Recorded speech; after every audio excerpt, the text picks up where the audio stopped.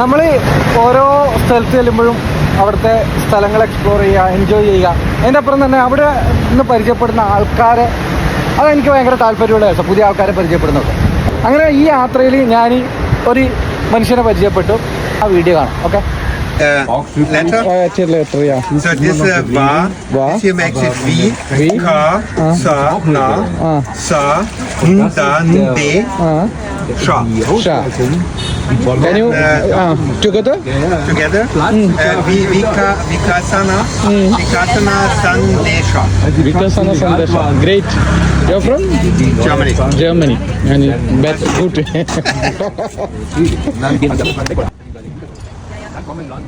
Harald എന്ന് പറയുന്ന മനുഷ്യൻ കേരളത്തിൽ വന്നപ്പം ഹാരിയായി.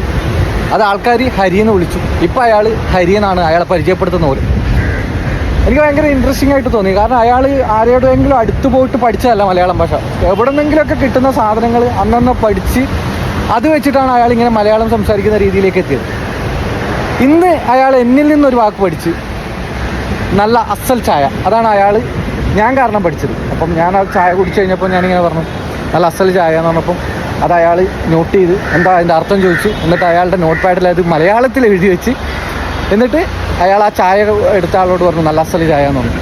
അപ്പോൾ ഞാൻ ഈ പഠിപ്പിച്ച ഈ ചെറിയ സാധനം കൊണ്ടുണ്ടല്ലോ ഒരുപാട് പേര് സന്തോഷിക്കാൻ പോകുന്നുണ്ടെന്ന് എനിക്ക് തോന്നുന്നു. കാരണം നല്ല അസൽ ചായ അല്ലെങ്കിൽ പോലും അയാൾ ഈ എവിടെന്നെങ്കിലും ചായ കുടിച്ച് ഇയാൾ പഠിച്ച ഈ സാധനം ഒന്ന് അപ്ലൈ ചെയ്യാൻ വേണ്ടിയിട്ട് ആ ചായക്കാരനോട് നല്ല അസൽ ചായ എന്ന് പറയുമ്പോൾ അവരെന്തായാലും സന്തോഷിക്കും. കാരണം നല്ലത് കേൾക്കണമെന്ന് ആഗ്രഹിക്കാതെ ആരും ഉണ്ടാവില്ലല്ലോ.